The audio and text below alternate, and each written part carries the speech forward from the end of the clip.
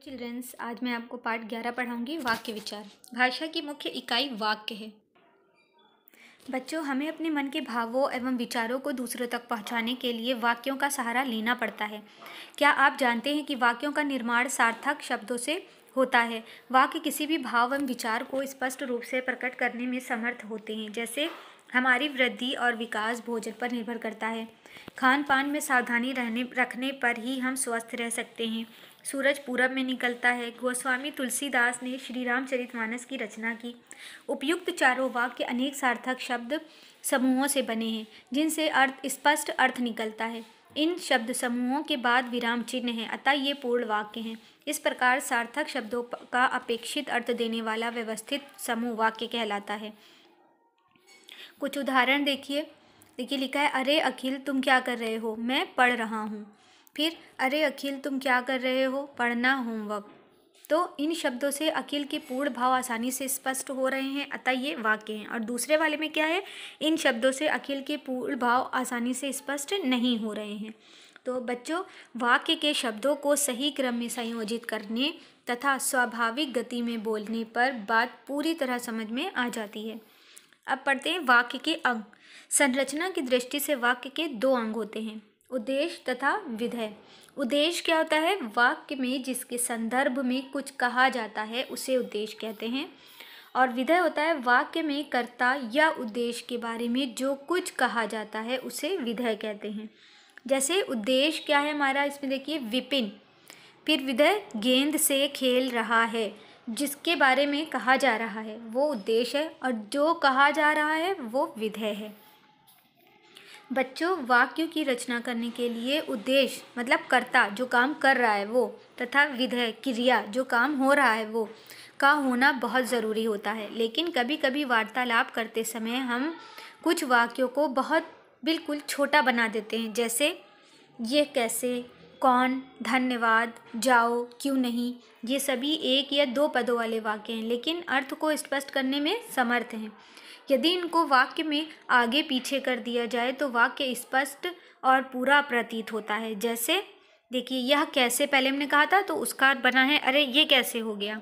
धन्यवाद, मैं आपको धन्यवाद देता हूँ। क्यों नहीं, क्यों नहीं, मैं तो कर सकता हूँ। कौन, आप कौन हैं। जाओ, तुम अभी जाओ। वाक्य के भेद। अब वाक्य के भेद दो आधारों पर किए जा सकते हैं। पहला है अर्थ के आधार पर और दूसरा है रचना के आधार पर। अर्थ के आधार पर वाक्य के भेद हैं ये। विधानवाचक वाक्य है पहला।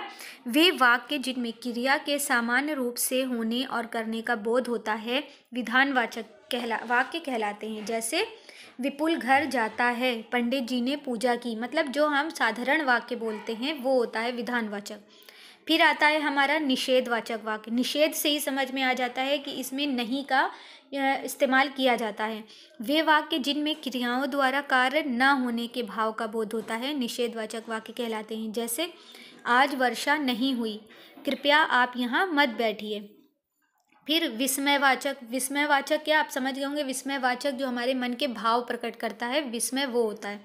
तो वे वाक्य जिनसे भय, घृणा, हर्ष, शोक, आश्चर्य आदि भावों का बोध होता है विस्मयवाचक वाक्य कहलाते हैं। जैसे सावधान, कार्य प्रगति पर है। फिर अरे तुम कब आए।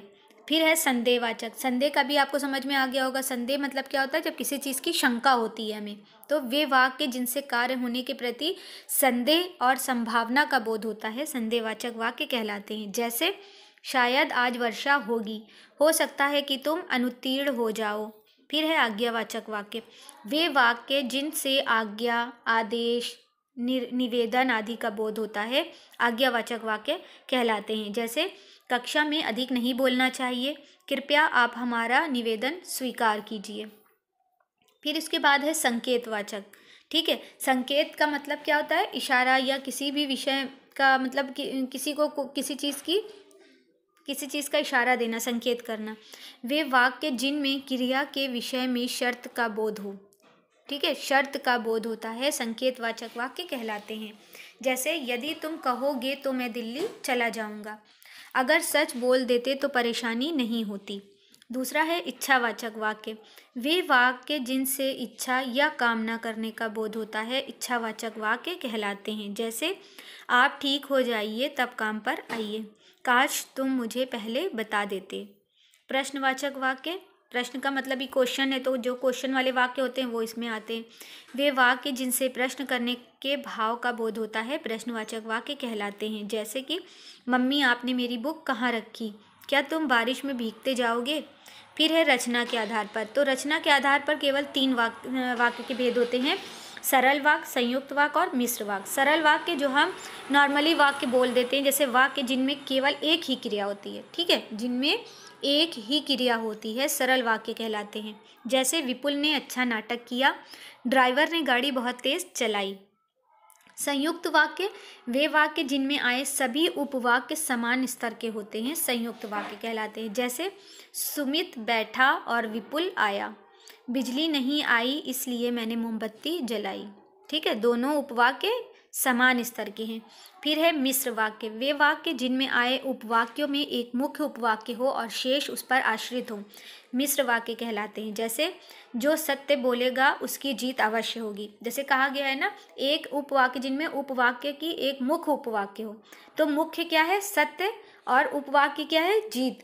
तो जो सत्य बोलेगा उसकी ही जीत होगी, तो सत्य पर आधारित है उपवाक्य, दूसरा उपवाक्य। इसलिए ऐश्वर्या मुख्य अतिथि थी जो फिल्म अभिनेत्री हैं। मुख्य और आश्रित उपवाक्य को पहचानना, वाक्यों में मुख्य उपवाक्य की क्रिया ही मुख्य क्रिया होती है। वाक्यों में आए आश्रित उपवाक्यों का आरंभ अधिकांशतः समुच्चयबोधक शब्दों से होता है। जैसे यदि, परंतु, जिसने, की, उन्हें, जिसमें, जो, जिसको, जहाँ, अब, जब, तो, अगर, क्योंकि आदि। आश्रित उपवाक्य वाक्यों के प्रारंभ, मध्य या अंत में भी आते हैं। जैसे जिसने मुझे बचाया वह आदमी मेरे पड़ोस में रहता है। वह आदमी जिसने मुझे बचाया मेरे पड़ोस में रहता है। वह आदमी मेरे पड़ोस में रहता है जिसने मुझे बचाया।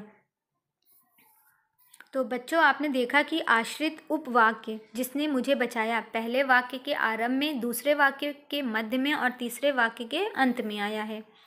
अब आता है हमारा वाक्य परिवर्तन, सरल वाक्य से संयुक्त वाक्य बनाना। जैसे सरल वाक्य है वह पुस्तक पढ़कर सो गया, ये सरल वाक्य है। और संयुक्त वाक्य बनाने के लिए क्या है, सरल वाक्य के जब हम संयुक्त वाक्य बनाते हैं तो बीच में समुच्चयबोधक शब्द जोड़ते हैं।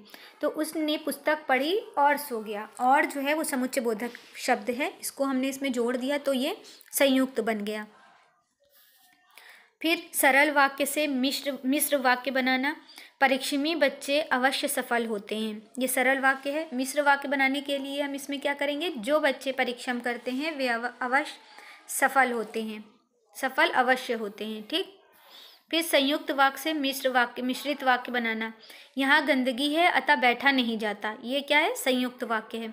मिश्रित वाक्य बनाने के लिए यहाँ इतनी गंदगी है कि बैठा नहीं जाता।